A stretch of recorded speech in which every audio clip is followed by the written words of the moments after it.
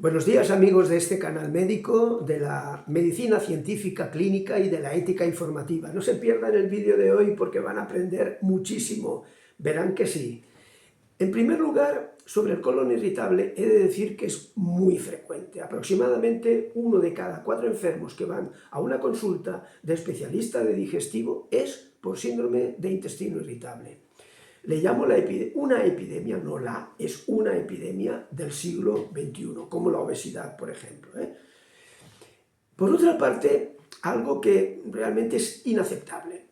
Como una enfermedad que es tan frecuente, que hay tantos enfermos, resulta que los enfermos están todos confundidos, no saben lo que les ocurre, por qué les ocurre, qué deben de hacer, y están también tan descontentos con el tratamiento que reciben. Dicho de otra manera, no están curados de su enfermedad.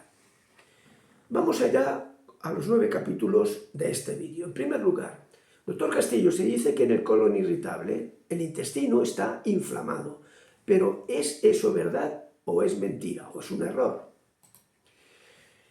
Decirles, miren ustedes de abajo arriba, vamos a ver, le voy a decir los 4 nombres que ha recibido esta enfermedad desde el inicio hasta el momento presente.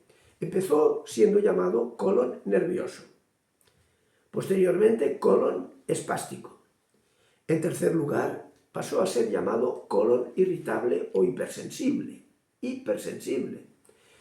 Y actualmente, pues, el nombre es más largo, se le llama SII, que significa síndrome de intestino irritable. Vean con calma la imagen y piensen, en los nombres que ha recibido estamos diciendo que hay inflamación, que es una enfermedad inflamatoria. Pues no. El colon irritable, lo mismo que la fibromialgia, etcétera, y muchas otras enfermedades de la medicina psicosomática, es un trastorno funcional. Con esto queremos decir que no hay lesiones. Si yo hago una colonoscopia a un paciente de colon irritable, veo que el colon está completamente normal. Y esto pasa con todas estas enfermedades funcionales que los enfermos siempre dicen, no me han encontrado nada, todo estaba bien, pero yo tengo una enfermedad, tengo un dolor, etc. Por lo tanto, el colon irritable o SII no es inflamatorio y por lo tanto no hay que hacer dietas antiinflamatorias ni estas cosas, nada que tenga que ver con inflamación. En cambio, una colitis ulcerosa, una enfermedad de Crohn, son enfermedades inflamatorias con lesiones anatómicas en las que sí utilizamos antiinflamatorios como corticoides, etc. Vean ustedes la gran diferencia. Ya saben algo más que probablemente muchos desconocían. Capítulo número 2. Esto sí que lo sabrán la mayoría. ¿Cuáles son los síntomas más importantes para pensar que una persona sufre de colon irritable? Son 4. En primer lugar, el dolor. ¿Y cuál es la causa del dolor? Los espasmos, las contracciones bruscas del intestino. En segundo lugar, la distensión o hinchazón abdominal. No digan vientre inflamado, digan vientre inflado, porque no hay inflamación. Y es debido a los gases. En tercer lugar, la diarrea. Otros enfermos tienen, en cambio, estreñimiento y algunos tienen alternancia de periodos de diarrea y periodos de estreñimiento. Todo esto lo explico con detalle en mi vídeo número 2 de la serie de 12, colon irritable, los 10 síntomas. Capítulo número 3. Les pregunto, ¿los enfermos de intestino irritable creen ustedes que tienen rasgos comunes en su mente, en su psicología, en sus emociones, en su personalidad, en su conducta? Pues sí los tienen. Verán, si yo pregunto, por ejemplo, investigando sobre los rasgos de personalidad de este paciente, le pregunto, ¿es usted una persona muy sensible, muy emotiva? Me va a decir que sí. Si estoy estudiando los aspectos más emocionales, de ansiedad, de estrés, etc., y le pregunto, ¿sufre usted de un estrés crónico, el trabajo, en su vida familiar, lo que sea, de ansiedad crónica? Me va a decir que sí. Si a esta otra persona le pregunto, a nivel de comportamiento, ¿consulta usted mucho en internet sobre salud? ¿Está usted muy obsesionada con los temas de salud? ¿Llega al nivel de obsesión? ¿Está usted muy obsesionada con las dietas? Me va a decir que sí. Y por último, a nivel cognitivo, si le digo, ¿Piensa usted que su enfermedad es incurable, que no tiene curación? Porque es que nadie se la está curando, por lo tanto que no tiene curación, y me va a decir que sí. Todo esto lo explico en mi vídeo número 3 de la serie de 12, colon irritable, tu personalidad o tu mente. Pregunta número 4. ¿Quién tiene más riesgo, muy importante, de riesgo o probabilidad de acabar padeciendo un colon irritable? ¿Quién? ¿Saben ustedes la respuesta? Pues miren, hay lo que llamamos factores predisponentes, que predispone a padecer algo. Y los 4 más importantes son el estrés crónico y la ansiedad. También la edad, porque no la vemos en mayores de 55 años. Digamos que suele verse el primer brote de colon irritable entre los 18 y los 45. Otro factor que predispone es ser mujer, mucho más que los hombres. Y otro factor que predispone es tener otras enfermedades también de este tipo, funcionales, como es la fibromialgia, por ejemplo, porque es la más conocida por ustedes. En cambio, hay factores que llamamos, que yo llamo desencadenantes, que disparan o desencadenan el brote. Y son 3 fundamentalmente, entre otros, pero 3 fundamentales, que puede ser una alteración de la microbiota, de la flora intestinal, o una alergia o intolerancia alimentaria, y también, y este es muy importante, un trauma emocional reciente. Una pérdida, un duelo, etcétera, etcétera, un divorcio, un trauma emocional reciente. Todo esto lo explico con mucho detalle en mi vídeo número 4, ¿quién tiene más riesgo? Pregunta número 5. Doctor Castillo, se dice que no se conoce la causa del intestino irritable, pero ¿usted está de acuerdo con esto o no?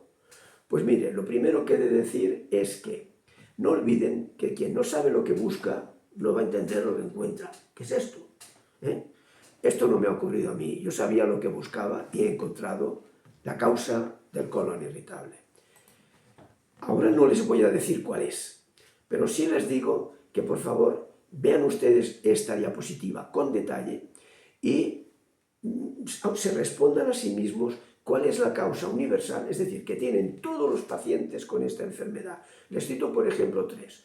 Todos tienen inflamación del intestino, todos tienen una causa inmunológica, todos tienen un trastorno genético, un aumento de la permeabilidad intestinal, etc.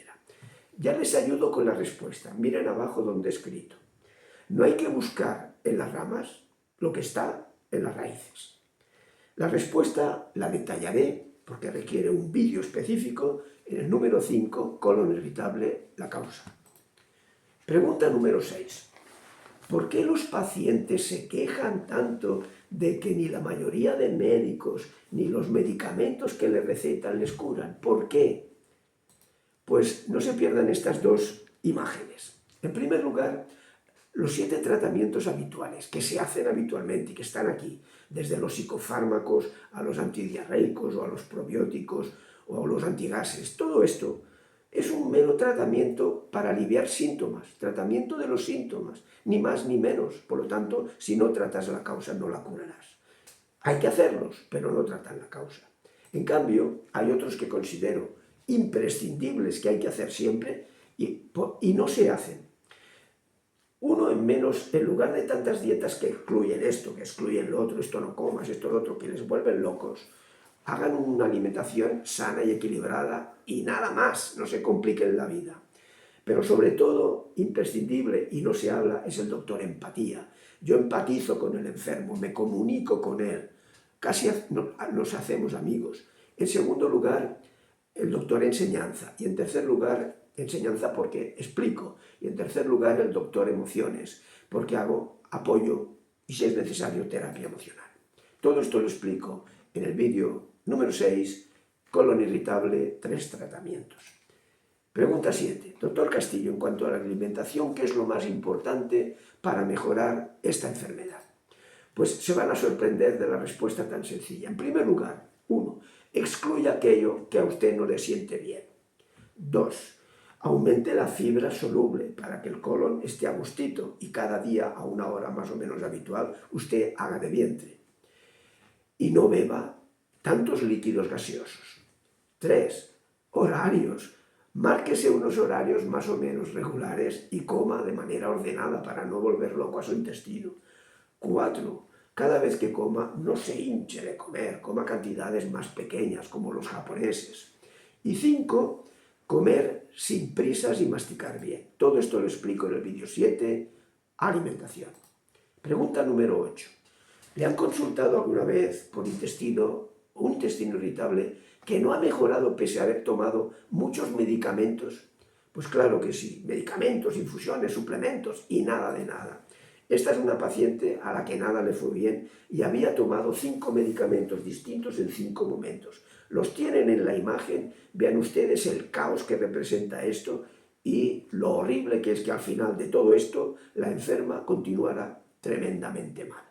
Nunca nada le fue bien. Todo esto lo explico en mi vídeo número 8, medicamentos, cuáles y cómo utilizarlos bien. Pregunta número 9. ¿Por qué yo considero la terapia emocional como algo imprescindible para una curación plena del síndrome de intestino irritable? Pues es muy sencillo, porque esta enfermedad es un trastorno funcional, o sea, una disfunción de lo que llamo el circuito cerebro-intestino. Por lo tanto, el apoyo emocional de estos enfermos es clave para su mejoría. Y ya, esto lo explico muy ampliamente en el vídeo número 9, colon irritable, terapia emocional. Y por último, ¿cómo ha de ser y qué ha de hacer el buen médico con el paciente para asegurarle el éxito terapéutico? Piensen, díganme una cualidad de este médico. Pues ha de ser un médico humanista, que comprenda y apoye al enfermo, que lo motive. Ha de ser un médico experto, que sepa averiguar la causa y tratar la causa. Y ha de ser un médico integral, que haga las 3 terapias siempre, porque el enfermo es un ser humano, cuerpo, mente, espíritu. Por lo tanto, un tratamiento integral como médico biopsicosocial que yo me considero. Todo esto lo explico con mucho detalle en el vídeo número 10, colon irritable, qué debe hacer y qué no hacer el buen médico. La conclusión es que si los médicos hacen todo lo que aquí digo que deben de hacer y su tratamiento se hace como Dios manda, por así decirlo, el colon irritable pasará de ser una enfermedad incomprendida y una enfermedad no curada. Y los enfermos dejarán de estar confusos, dejarán de estar descontentos con los tratamientos médicos y mejorarán su situación y su vida. Gracias y hasta el próximo vídeo.